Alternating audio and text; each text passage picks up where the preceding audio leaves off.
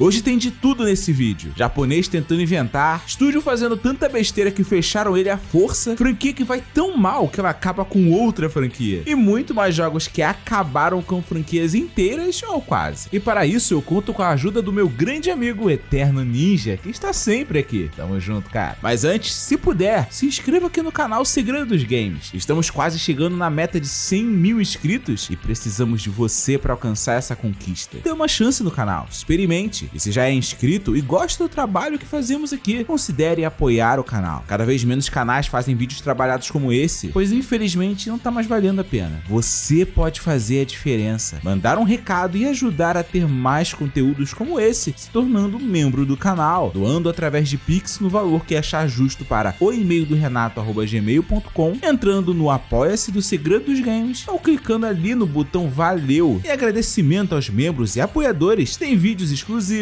preferências em lives, grupo secreto de WhatsApp e muito mais. Se puder, separar só R$5 em um mês já ajuda, cara. Pense nisso. E obrigado. Vamos lá. Em um tempo que um 3D dominava os consoles principais, a SNK Playmore tentou acompanhar a tecnologia e largar os jogos em pixel art que tanto é consagrado. O primeiro a ganhar novos ares nos anos 2000 foi The King of Fighters, com a série Maximum Impact. Mas poucos sabem ou lembram que logo em seguida foi lançado também o Metal Slug 3D em 2006, e ele foi um completo desastre. O game, que embora não se encaixe na história da série, é oficialmente canônico e não contou com qualquer envolvimento da equipe original que criou a franquia. A intenção era usar as mecânicas dos jogos em 2D, mas atualizando para o visual da moda na época, só que ficou tudo estranho demais. Para piorar, o game tem vários problemas de design, como paredes invisíveis, com obrigação de usar itens específicos como granadas diferentes e tudo mais que parece que foi feito para deixá-lo incrivelmente chato. Claro que muitas pessoas gostaram, mas a maioria não gostou, e as notas da crítica variam entre 5 e 2 de 10. Com isso, o lançamento oficial no ocidente foi cancelado, mesmo com toda a localização já estando pronta. Oficialmente, o game só saiu no Japão, chegando por aqui apenas através de pirataria. Mas também, qual jogo não chegou por aqui por pirataria, não é mesmo? Após o lançamento do jogo 3D, Metal Slug foi pra geladeira. A série nunca antes havia ficado tantos anos sem um novo game inédito, o que levou os fãs à preocupação e ao pedido de novas aventuras. A franquia foi salva apenas em 2009, mas não pela SNK Playmore, mas pelo estúdio Noise Factory, que foi contratado para fazer um jogo em 2D bem mais simples e modesto, buscando voltar às origens, mas focado na época, exclusivamente em consoles portáteis apenas. Esse foi Metal Slug 7, que teve orçamento limitado e dividiu opiniões. Desde Metal Slug 3D, todos os novos lançamentos da franquia tiveram orçamento menor e visual simples, sem qualquer tentativa de levá-la para algo maior. É uma pena. Falando em atualização, em 2017, Marvel vs Capcom Infinite foi lançado, claramente para pegar a onda do sucesso do MCU, a saga da Marvel nos cinemas, que teria seu ápice anunciado para o ano seguinte em Vingadores Guerra Infinita, que muitos pensavam ser o filme definitivo. E esse parece ter sido o problema. O produtor do jogo revelou que a Marvel pressionou a Capcom na escolha dos personagens, se baseando no que estava em voga, ou que seria destaque no futuro próximo do MCU. Como resultado, personagens amados pelos fãs e clássicos da franquia como os X-Men foram cortados para dar lugar a outros menos queridos, como a Capitã Marvel, que ganhou holofotes unicamente por ter um filme dela que seria lançado algum tempo depois.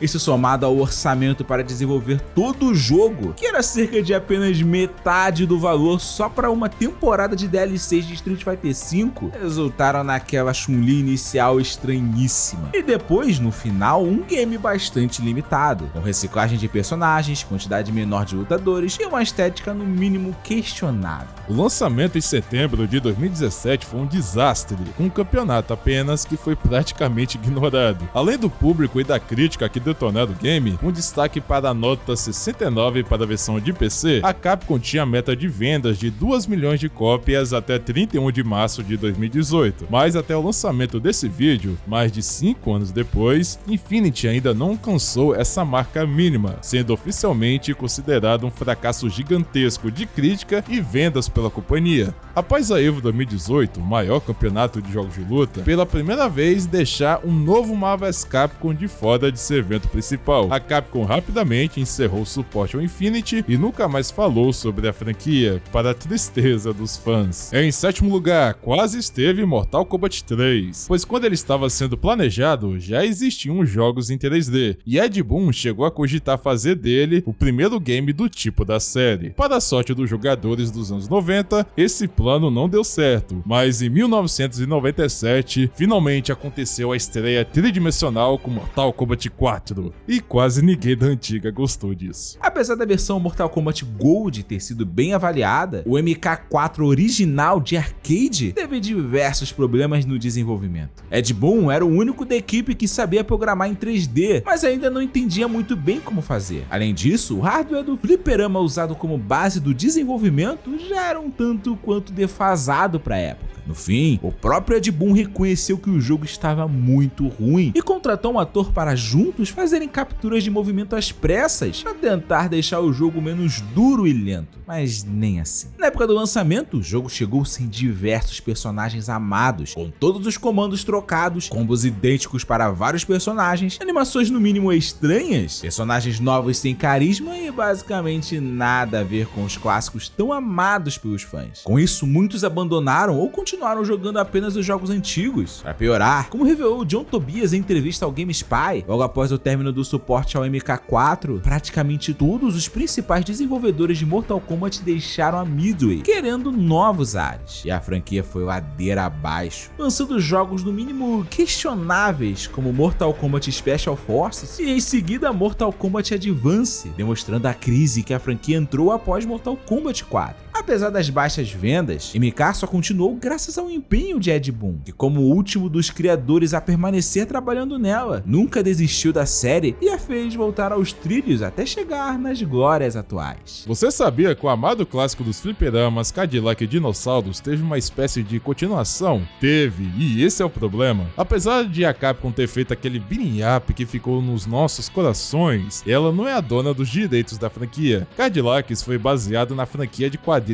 Xenozoic Tales. Então, para ajudar a divulgar o seu mais novo periférico que dava a opção de colocar CDs no Mega Drive, a SEGA licenciou a franquia para um novo game. E foi aí que deu tudo errado. O jogo foi produzido pelo estúdio Rocket Science Games, que mesmo sabendo do sucesso de Cadillac Dinossauros original, com suas brigas nas ruas da cidade, cheia de dinossauros, desenvolveu um jogo que não tem nada a ver com isso. Um rail shooter onde você dirige um carro enquanto atira nos obstáculos para não perder velocidade enquanto desvia de dinossauros. Esse é Cadillac Dinossauros The Second Cataclysm. O jogo foi massacrado pelos poucos jogadores que souberam de sua existência, já que o Sega CD não foi tão popular assim, e por isso a sequência foi considerada um fracasso gigantesco. Tudo pior ainda mais, pois para se fazer um game desses, além de pagar pelos direitos do Xenozoic Tales original, é preciso negociar com a marca de carros Cadillac, para usar o nome dela no famoso título, um considerável custo a mais. Em outras palavras, desde Cadillac Dinossauros The Second Cataclysm, nenhum grande estúdio de games para consoles quis investir na marca com medo de risco de prejuízo. É, filho, bagulho doido. Em quinto lugar, Tekken 4 foi anunciado como uma grande e diferente proposta para a franquia Tekken, buscando evoluí-la através de novos elementos. Até aí tudo bem, só que quando foi lançado, dividiu os críticos, e os motivos para isso eram muitos. Tekken 4 chegou recheado de bugs, além de combos infinitos e até golpes indefensáveis e impuníveis, quebrando completamente o gameplay e fazendo os campeonatos se resumirem a apenas Jin contra Jin, com ambos os jogadores focando apenas em quem iria acertar primeiro o mesmo combo indefensável de sempre e pronto. Coisa horrorosa. Para os casuais, os cenários com alturas diferentes e obstáculos no meio das lutas pareciam ótimas ideias, que foram pessimamente executadas, devido aos glitches e posicionamentos no mínimo questionáveis. Nem a história agradou, cheia de buracos, muito difíceis de entender e com informações bizarras e difíceis de serem engolidas. Resumidamente, Tekken 4 era só divertido quase que apenas por quem jogava de Jin. Quase todo o resto dos jogadores criticou bastante o game. E é aí que vem o problema. Como revelou o livro The Art of the Tekken, A Complete Visual History, devido à pressão, o principal líder da franquia nos últimos anos, Katsuhiro Harada, decidiu deixar a Namco e não continuar com Tekken, fazendo a série entrar oficialmente em hiato.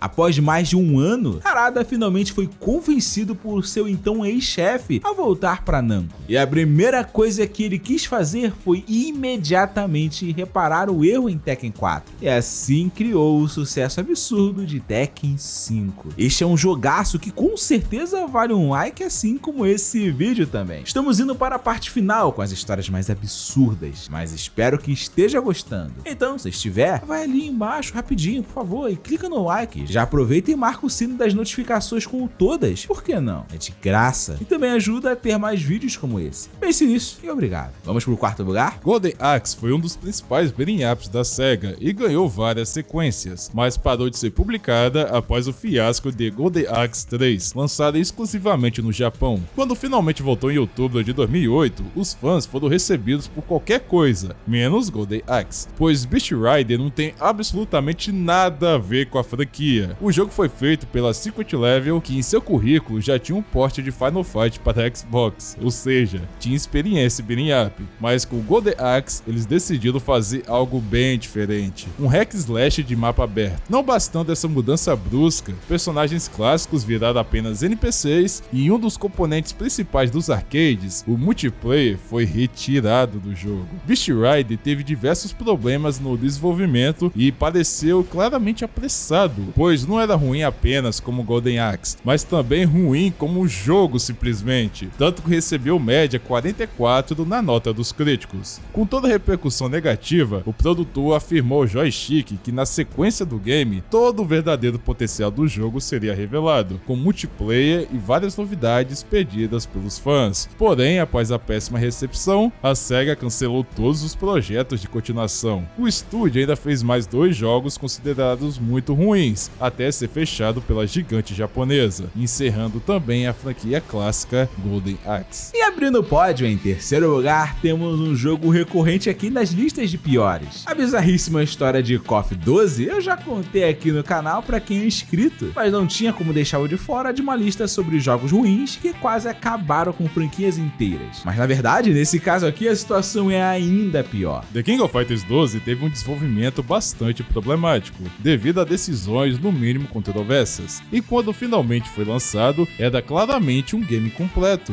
sem grande parte do conteúdo esperado para um jogo desse porte. Mas a intenção era exatamente lançá-lo para que houvesse tempo e dinheiro para fazer uma continuação, e foi o que aconteceu. Então, por que ele entrou nessa lista aqui? Porque ele realmente é um jogo ruim que acabou com uma franquia. Sabe por quê? Devido à falta de dinheiro e recursos, a SNK Playmore passou a contar moedas para pagar contas, demitindo funcionários, fechando setores e cancelando projetos. E entre esses projetos estava a continuação da série 3D KOF Maximum Impact, que inclusive já havia sido anunciada. Várias versões da continuação da franquia tiveram início de produção, inclusive KOF Maximum Impact 3 e KOF Maximum Impact Regulation A2, mas graças ao KOF 12, a franquia foi encerrada sem um final para a história. The King of Fighters 12 é tão ruim que ele acabou com outro jogo sem querer. Após finalmente KOF 13 ter sido lançado, praticamente todo o departamento de desenvolvimento de games da SNK Playmore foi demitido, e a própria franquia KOF ficou à beira de ser encerrada, entrando em hiato por longos anos. Muitos fãs abandonaram a série após o 12, e poucos acreditavam em um retorno. O jogo foi uma verdadeira catástrofe para os fãs e para a própria SNK Playmore. Por sorte, entre muitos mortos e feridos, pelo menos a série principal The King of Fighters sobreviveu. E agora, para surpresa de muitos, o plot twist. Em primeiro e em segundo lugar ao mesmo tempo, sim, ocupando as 2 posições, está um trabalho, por assim dizer, incrível de um estúdio que, não bastando ter quase acabado com uma franquia por causa de um jogo muito ruim, foi lá e fez 2 jogos horrorosos em sequência para ter certeza que o nome da série seria afundado de uma vez por todas, sem nenhuma forma de volta. Estou falando do estúdio Capcom Productions Studio 8 e seu impressionante trabalho com a franquia Final Fight. Uma franquia beat'em up que começou a acabar em um jogo de luta. O primeiro dos 2 jogos é completamente esquecido. Poucos conhecem Final Fight Revenge, de 1999. Ele foi uma tentativa bizarra de continuação para os jogos clássicos, buscando mudar o estilo da série para virar um jogo de luta, gênero que estava na moda na época. Porém, a história tinha vários buracos e não poderia ser canônica. Além disso, o gameplay era horroroso e os gráficos já eram um tanto quanto ultrapassados para a época, pois o jogo foi feito para um fliperama baseado em Sega Saturn, que era um console que já estava descontinuado e muito difícil e problemático de programar para ele. O Final Fight de luta foi massacrado pela crítica e sua versão para Dreamcast foi simplesmente cancelada antes de ser lançada. Pensa na ruindade. Mas não contente com o fracasso, a mesma equipe da Capcom que fez Revenge não se sentiu contente e decidiu ir ainda mais fundo no poço e fez ainda pior. A equipe estava trabalhando em uma continuação para o game com orçamento menor, mas mantendo o estilo beat'em up clássico da franquia. Esse seria Final Fight 7 Sons, mas o game sequer foi lançado, sendo cancelado pela Capcom durante a produção. Então por que não ultrapassar o fundo do poço e tentar algo ainda pior? Foi o que aconteceu. Sabe-se lá por quê? A Capcom deu ainda mais dinheiro para esse tipo de desenvolvimento para lançar em 2006 o famigerado Final Fight Streetwise. O jogo tem Kyle Travis como protagonista e ele é irmão de Code, antigo personagem principal e que no jogo é usuário de drogas, pois tem artrite no joelho.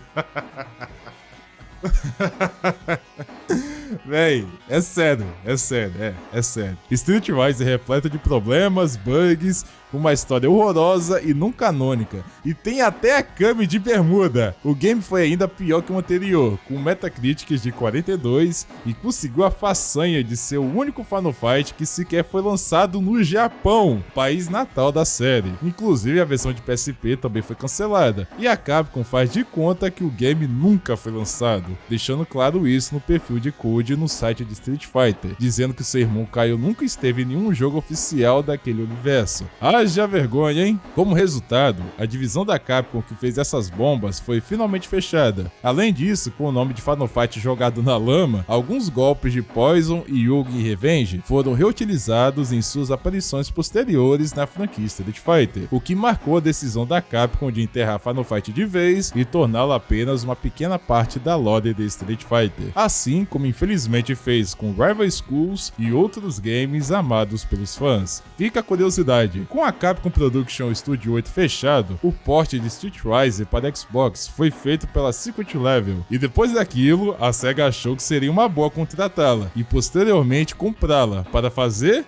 Golden Axe Beast Rider. Dá pra acreditar? Às vezes eu não entendo o que as empresas japonesas têm na cabeça de quererem mudar tudo em séries já estabelecidas ou contratarem estúdios claramente despreparados para fazerem jogos de franquias amadas pelo público. Aí ninguém compra e a empresa decreta que o problema é a franquia, não o game ou o estúdio. Essas coisas me deixam louco. Você deve conhecer outros jogos que te decepcionaram assim. Mas sabe o que você pode fazer? Se inscrever no canal caso tenha gostado desse vídeo e queira ver outros cheios de curiosidades como esse. Dê uma chance, vai que gosta. Só não se esqueça de marcar o sino das notificações com todas. Hoje está complicado, cara. E pense sobre ser membro do canal e nos ajudar a continuar. Você pode fazer a diferença se puder colaborar com um pequeno valor uma vez no mês. Assim como esses lindos aqui do lado estão fazendo. Muito obrigado a cada um de vocês. Que fique claro que sem vocês o canal não existe. Muito obrigado também ao meu grande irmão Eterno Ninja, que me ajudou em mais esse vídeo aqui. Se você gosta de jogos de luta, vai lá no canal dele que vale a pena, é muito bom e eu recomendo mesmo, se inscreva lá também. Estou deixando aqui um vídeo sobre KOF 12 que eu falei. Aqui tem esse sobre os piores jogos de luta já feitos e tem Mortal Kombat ali. E aqui eu vou te sugerir esse vídeo que eu fiz com muito carinho e eu acho que você vai gostar. Muito obrigado por assistir e eu espero te ver aqui no próximo vídeo.